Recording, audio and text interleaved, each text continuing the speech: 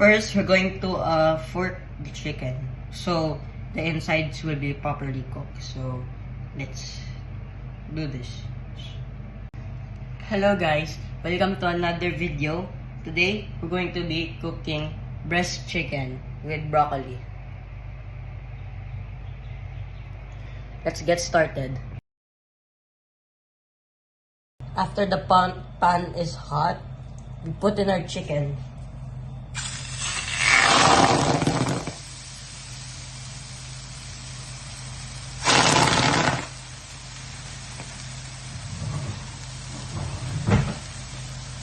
After it's heating up, we add some pepper and salt.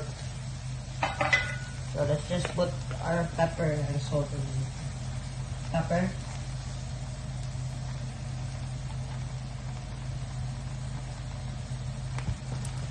And our salt.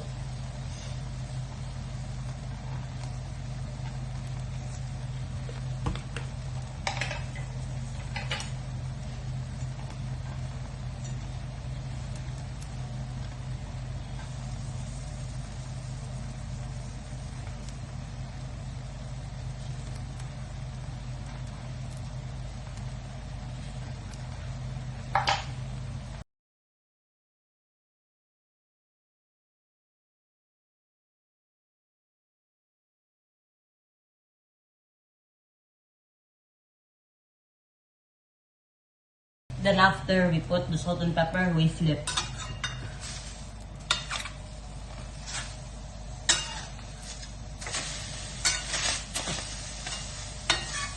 Then we season the other side with pepper and salt. So just like this.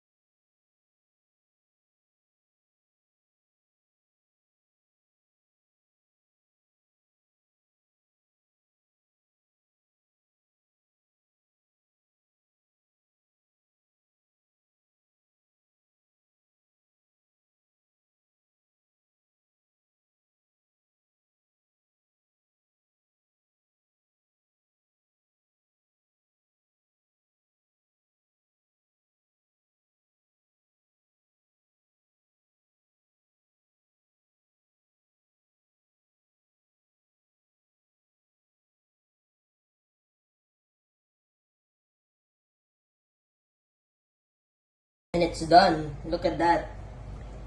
So tasty. With all the steam coming out. Thank you for watching my video, guys. After it's cooked, we're going to cook our broccoli. I'll just cut it up.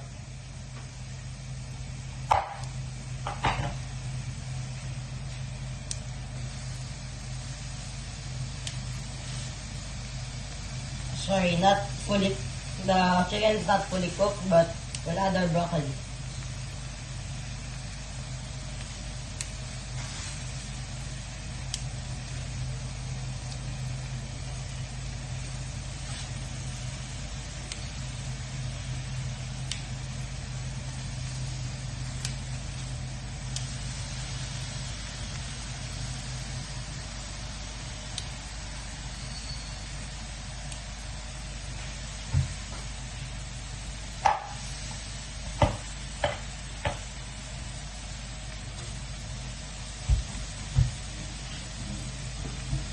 There we go.